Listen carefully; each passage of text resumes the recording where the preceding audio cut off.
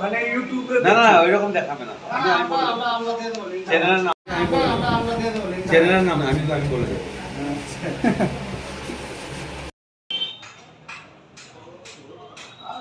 যারের কথা কইছি আজকে এসে যাত্রা মিটিং করব কিন্তু বেশি বড় করতাম না দাঁড়িয়ে মিটিং করব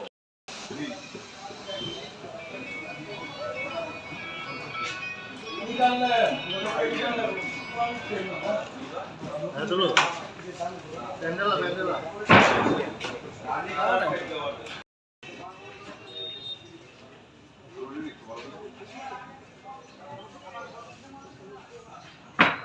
নাম দিলেন নিতে পুরো হাতের কাজ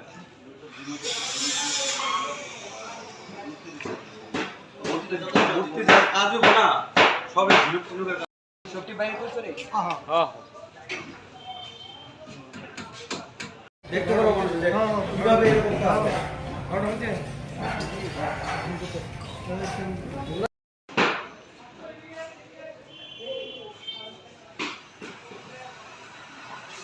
আমি পরিচয় করে দিচ্ছি এবছর 2023 শান্তিপাড়া ঐকতা যুব সংস্থার যে পুজো কমিটি তার সম্পাদক আমার বাঁ পাশে আছেন শ্রী লিটন সাহা, আমার ডান পাশে আছেন পুজো কমিটির সহ সম্পাদক, আমি পুজো কমিটির ভাইস প্রেসিডেন্ট, আমার পেছনে সহ কোষাধ্যক্ষ আছেন।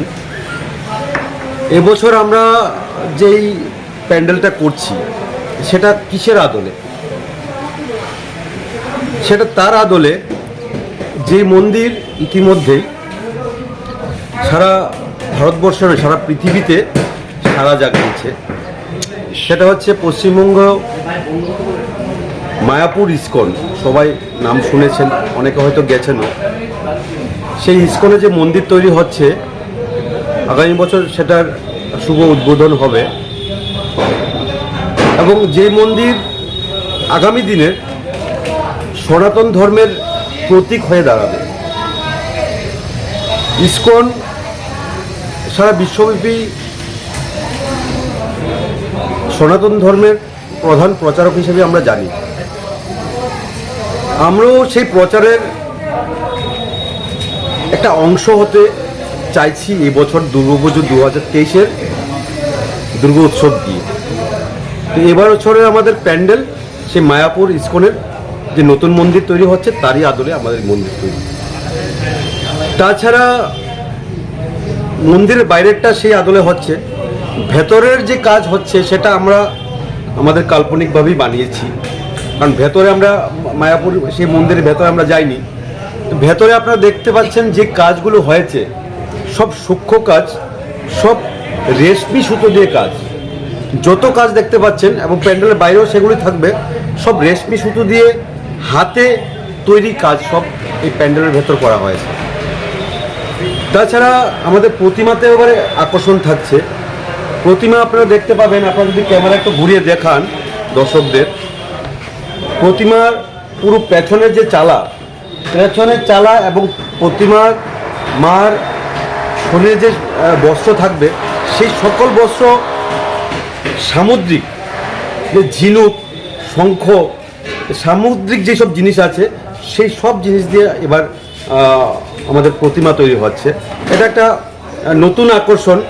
আমরা আশা করছি যে যারা দর্শক আসবেন ওদের নজর কাড়বে আমাদের এই প্রতিমা। এছাড়া আমাদের যে ঐতিহ্য, শান্তিপাড়ার যে ঐতিহ্য, এবছর আমরা 69 বছরে পা দিয়েছি। তো সেই পরম্পরাগত আমাদের যে ঐতিহ্য সেটা হচ্ছে লাইটিং। শুধু রাজ্য নয়, ত্রিপুরা রাজ্য নয়, নর্থ ইস্ট থেকে হাজার হাজার লোক এখন আসেন ত্রিপুরায় পুজো দেখতে। বাংলাদেশ থেকে অনেক লোক আসেন এখন পুজো দেখতে। সবার একটা মানে ভাবনা এই থাকে যে শান্তিপাড়ায় গেলে একটা লাইটিংয়ের নতুনত্ব অবশ্যই দেখতে পাবো। সেই জিনিসটা গত বছর 2022-এও আমরা দেখিয়েছি। আমরা যে পশ্চিমবঙ্গের চন্দননগরের যে গদবাদা লাইটিং অনেক করেছি, আমরা অনেক বছর করেছি, সেটা থেকে আমরা দূরে সরে এসেছি গত বছর থেকে। গত বছর আমরা একটা মডার্ন লাইটিং করিয়েছি, মানে যে লাইটিংগুলো সচরাচর আপনারা ইনডোরে ইউজ হয়, মানে আপনারা দেখতে পাবেন দাদাগিরি, দিদি নাম্বার 1, ওগুলো যে স্টেজের মধ্যে যেসব লাইটিংগুলো ইউজ হয় বা বিভিন্ন সারেগামাপা ওসব যে লাইটিং ইউজ হয় সেই লাইটিংগুলো আমরা গত বছর ইউজ করেছি এবং আমরা দেখেছি দর্শকরা সেগুলো খুব পছন্দ করেছেন। আমরা সেই ইউনিভার্সাল সাউন্ড যে ইস্টার্ন ভারতবর্ষে এখন নাম্বার 1-এ আছেন, আমরা ওনাকে আবার আমন্ত্রণ করেছি। উনি আমাদের ডাকে সাড়া দিয়েছেন।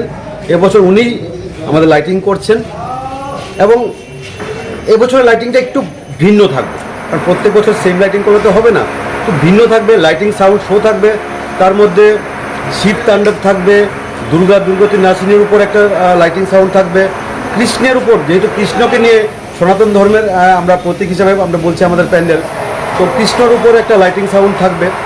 তো সব মিলিয়ে 2023-এর পুজো একটা নতুন উপহার আমরা দর্শকদের দিতে চাই। বাজেটটা এটা একটা কঠিন প্রশ্ন আপনি করেছেন।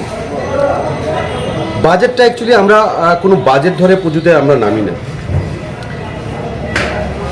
মোটামুটি একটা স্থির করি যে কত আমাদের খরচা হতে পারে, একটা স্থির করে আমরা এগোই।